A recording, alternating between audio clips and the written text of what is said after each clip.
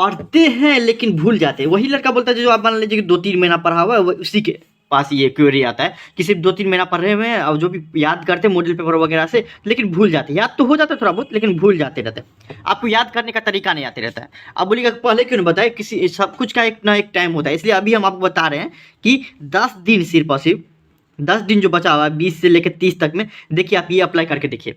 मतलब एक दिन 2 से 3 दिन में तो पूरा चैप्टर खत्म हो जाएगा। 2 से 3 दिन में अगर इस तरीके से पढ़िएगा तो, ठीक है। सिर्फ 2 तरीका बताएंगे आपको कि आप पढ़ने में, हम ये नहीं बताएंगे कि हर एक क्वेश्चन को इस तरीके से पढ़ो, सिर्फ और सिर्फ उसी पे टाइम दो जो याद नहीं हो रहा है। मतलब मान लीजिए कि आपको हम दिए थे 40-50 क्वेश्चन दिए थे, मान लीजिए 50 क्वेश्चन दिए थे, 50 क्वेश्चन दिए थे, उसमें से मान लीजिए कि 10 क्वेश्चन, क्या कोई सब क्वेश्चन तो याद होता है, 10 मतलब 20 क्वेश्चन मान लेते, क्या 20 क्वेश्चन याद ही नहीं हो रहा हमको, बाकी सब तो याद है, कॉन्फिडेंस भी लिख देंगे, लेकिन 20 क्वेश्चन हमको डाउट लग रहा है। याद करते हैं ऐसा बात नहीं, थोड़ा बहुत याद करते हैं, लेकिन हमको लग रहा है कि पूरा पूरा याद नहीं होता। इस तरीके से 2 तरीके से करिए, आपको ये भी याद हो जाएगा, 50 का 50 तब पूरा का पूरा याद कर लीजिएगा। और कॉमर्स ही ऐसा सब्जेक्ट में आप बोले ना 2-3 महीना पढ़ के भी बचा क्या कर लेता है, आपको 300 350 प्लस तो 100% ले आता है। 421, 400, 450 इस तरीके से नंबर लाता है आपको, ठीक। थोड़ा सा भी पढ़े तो 450 प्लस ले आएगा, 420-25 प्लस ले आएगा। अगर साल से शुरू से पढ़ रहा है और थोड़ा 2-3 महीना ज़्यादा मेहनत कर लेता है तो आ जाता है, ठीक। तो इस तरीके से पढ़े, जो 2 तरीका देंगे उस तरीके से पढ़े, ठीक ना। देखिए कॉमर्स का ना आपको number 1 guidance and supportive channel जो कि 100% बच्चा का है, और बच्चा का सॉल्यूशन दिया जाता है कि जहाँ की आप मान लीजिए कि इंस्टा पे पूछते थे इंस्टा पे, या कमेंट करके पूछते हैं तो कमेंट करके 110% दिया जाता है आपको, ठीक ना। कि कॉमर्स का पहला चैनल है, बिहार बोर्ड का बात करते हैं और कोई दूसरे बोर्ड का नहीं, ठीक ना। 2023 का मेरा पहला बैच था, उसमें भी ये बताए हुए थे, अब बहुत ज़्यादा इफेक्टिव हुआ था 2023 के बैच का।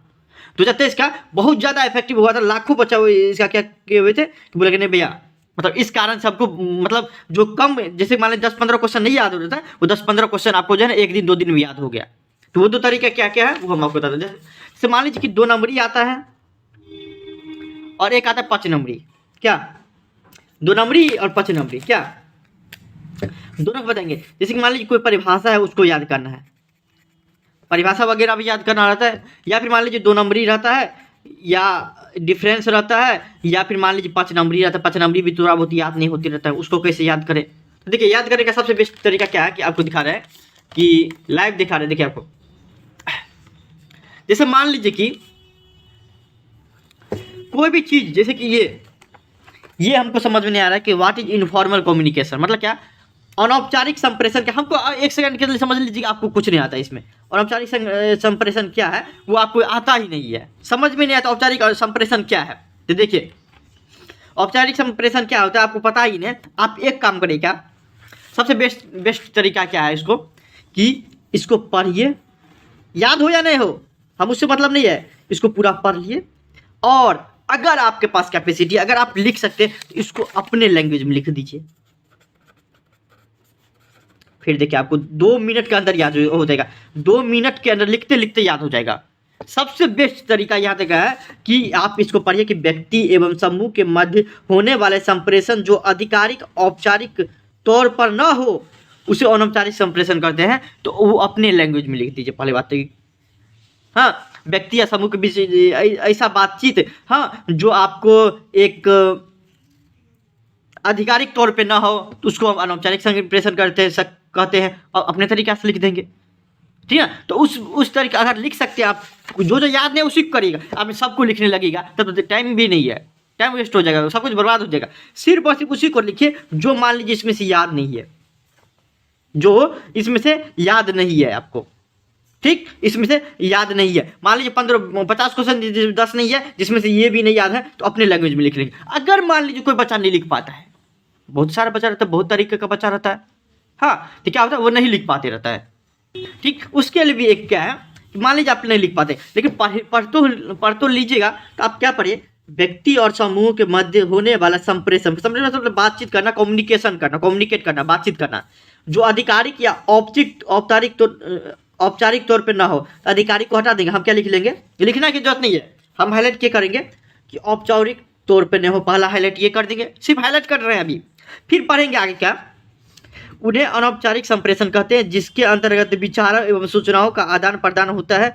इस प्रकार का संप्रेषण की सूचना, हिंदी या इंग्लिश जो भी हो, सामान्य अंगुरी लता संप्रेषण मतलब क्या, आपको इसको हाईलाइट कर देंगे। क्या बोलेंगे इसको हम, क्या पहले याद कर लेंगे कि अच्छा अनौपचारिक संगठन ये है, उसके बाद हम ये याद करेंगे अंगूरी लता संप्रेषण से इसका बातचीत होता है। मतलब क्या, किसी का एक मालिक नहीं होता। जैसे मान लीजिए कि बजरंग दल हो गया, या फिर मान लीजिए गांव घर में समूह जो चलता है, आपको समूह सब जो चलते रहता है, समूह सब चलते रहता है, तो वो कौन सा संप्रेषण हो रहा है, उसमें से बातचीत करते रहता है आपको, वो हो गया इनफॉर्मल कम्युनिकेशन। ठीक ना, तो ये सब क्या हो गया, इनफॉर्मल कम्युनिकेशन हो गया। ठीक, तो वो किस लता पे चल रहा है, तो अंगूरी लता पे। जैसे अंगूर नहीं देखते, तो अंगूर में हर गुच्छा पे मतलब एक ही गुच्छा रहता है, उसमें अंगूर लटका रहता है उसी तरीके से। ठीक, क्या है, इनफॉर्मल कम्युनिकेशन। मतलब मान लीजिए कि ये हाईलाइट कर दिए, ये हाईलाइट कर लिए, बस दो चीज करेंगे, बस हो गया। हमको ये याद है कि अच्छा इनफॉर्मल कम्युनिकेशन ये है, और ये अंगूरी लता संप्रेषण पे चलता है। अर्थात क्या, जैसे कि मान लीजिए किसी से कुछ पूछना, अपनी लैंग्वेज में लिख दीजिए, 110% नंबर देगा, इसके गारंटी हम लेते हैं। कि जैसे किसी से मतलब बातचीत करना होता है, तो उससे बातचीत करने के लिए एक पाथ को फॉलो नहीं करना पड़ता है, बस हो गया। ठीक ना, कि किसी आधिकारिक स्तर को फॉलो नहीं करना पड़ता है कि पहले उससे पूछो, फिर उससे पूछो, फिर उससे पूछो, फिर उससे, इस तरीके से नहीं रहता, बस हो गया। ये हाईलाइट कर देंगे, बस हो गया। इतना ही तो करना है कि अंगुली लता, देखिए पूरा नहीं याद करना है। और ये औपचारिक संगठन क्या है कि जब आपको हम एक मतलब क्या औपचारिक तौर पर किसी से बातचीत ना करना पड़े, उसी को क्या होता है, बातचीत को हम क्या लिखते हैं, संप्रेषण ना करना पड़े, उसी को बोलते हैं अनौपचारिक संप्रेषण। ठीक, तो इस तरीके से लिखेंगे, कोई दिक्कत नहीं होगा। मान लीजिए पचनावली में क्या होता है, पचनावली में कोई चीज़ याद नहीं होते रहता। जैसे मान लीजिए फीचर्स सब बहुत जाते रहता है कि मैनेजमेंट क्या है, प्रबंध क्या है, तो प्रबंध एक गोल ओरिएंटेड प्रोसेस है। मतलब क्या, एक उद्देश्यपूर्ण प्रक्रिया है। उद्देश्यपूर्ण मतलब क्या, जिसका उद्देश्य फिक्स हो कि हमको ये करना है, तो हम क्या याद करेंगे, सिर्फ उद्देश्यपूर्ण। उद्देश्यपूर्ण का मतलब क्या होता है, इतना याद कर लेंगे, बस हो गया। मैनेजमेंट इज ऑल परवेसिव, हमको ये याद करने का जरूरत नहीं है कि प्रबंध सर्वव्यापी है, तो हम क्या याद कर लेंगे, सिर्फ इतना याद करें, प्रबंध सर्वव्यापी है। अर्थात क्या, कि वो हर एक जगह पाया जाता है, छोटा बिजनेस हो उसमें भी, बड़ा बिजनेस हो उसमें भी, बस हो गया। उतना याद करेंगे, बस हो गया। ये याद करने की जरूरत है, ये समझ में आना चाहिए, बस हो गया। कि प्रबंध क्या है, सर्वव्यापी है, बस हो गया। इससे ज़्यादा याद नहीं रहना चाहिए, इससे ज़्यादा समझा नहीं रहना चाहिए।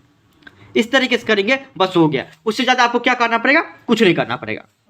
कि जो मेन पॉइंट है पचनावली में, उसको आप याद कर लीजिए, और वो क्या है उतना याद कर लीजिए। एग्जैक्ट लिखने का जरूरत नहीं है, क्योंकि बिहार बोर्ड भी अब सीबीएसई बोर्ड की तरह बोलता है क्या, कि जो बच्चा लिखा हुआ, बच्चा अपने तरफ से लिखा है, सही लिखा है, अगर मान लीजिए उसको पूरा का पूरा नंबर दीजिए। रटा या मॉडल पेपर में लिख दीजिएगा, तो वो तो बहुत आदमी लिखा रहता है, बोलेगा चोरी करके लिख दिया है। क्योंकि मॉडल पेपर आपके पास भी है, मेरे पास भी है, उसके पास भी है, जितने भी कॉमर्स के स्टूडेंट होगा हर एक के पास होगा।